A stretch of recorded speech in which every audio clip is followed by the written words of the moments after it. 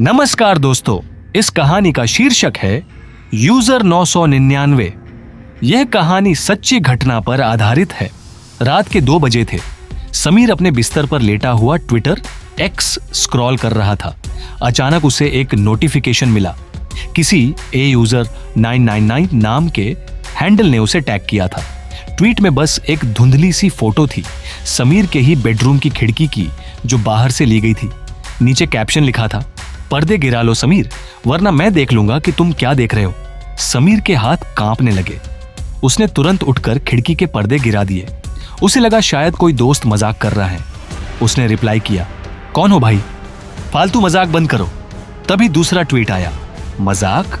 मैं तो बस तुम्हारे पीछे खड़ा होकर तुम्हारे फोन की स्क्रीन देख रहा हूं। समीर का दिल जोर जोर से धड़कने लगा। उसने झटके से पीछे मुड़कर देखा, लेकिन वहां कोई नहीं था।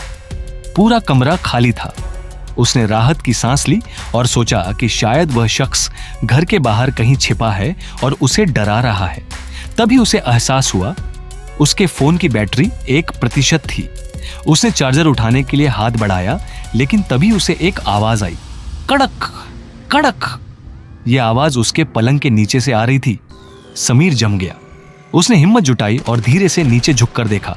वहां कोई नहीं था, बस धूल जमी थी।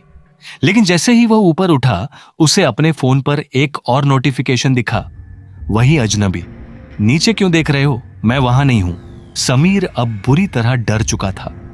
उसने सोचा कि वह पुलिस को फोन करेगा, लेकिन फोन स्विच ऑफ हो गया।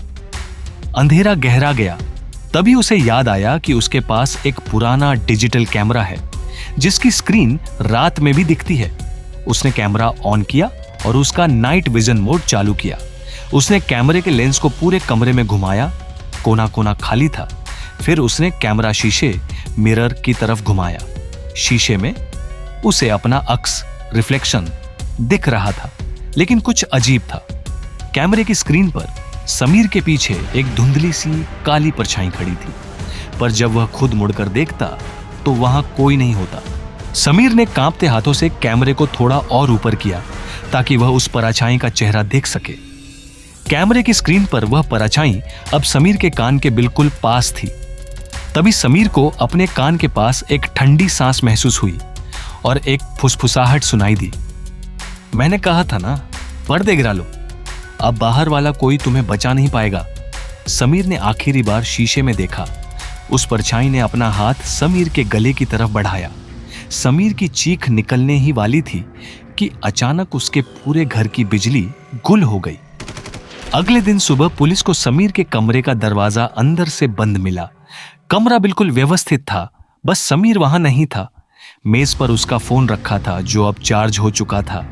उस पर एक नया ट्वीट पोस्ट किया हुआ था, अगला नंबर किसका है।